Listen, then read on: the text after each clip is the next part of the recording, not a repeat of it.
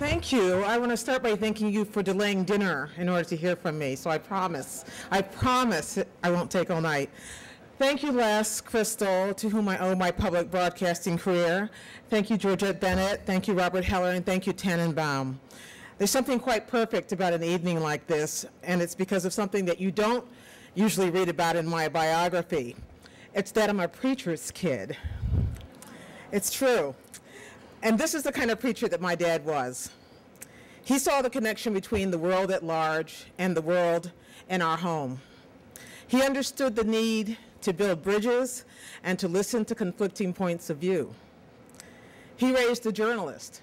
In our family, he also raised a diplomat, an economist, and another preacher who saw the value in engagement, who taught us when it's best to step back and when it's time to speak up.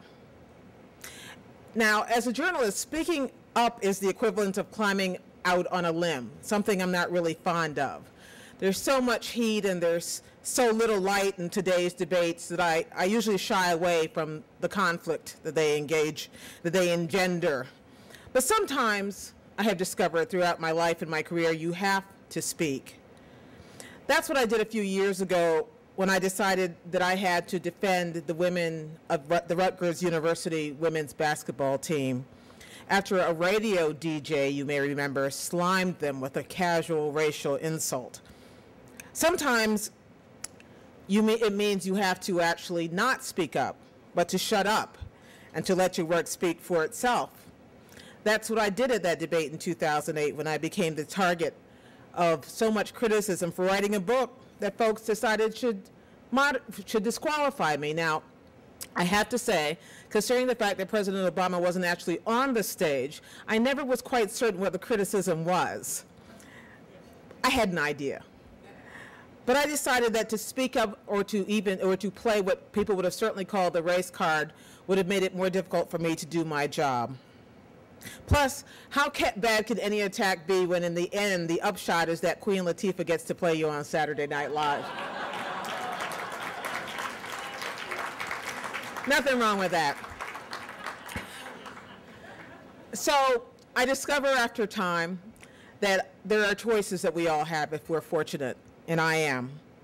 You can choose to participate, you can choose to change the world at large, or to change the world in your home or in your hometown. That's what you do at Tanenbaum. But more than anything, more than a change agent, I still think of myself as a journalist, someone who asks questions, and I hope for, and I press for honest answers. Now, I don't always get them, and I could be cynical after more than 25 years doing this, but I am not. I am skeptical, not cynical.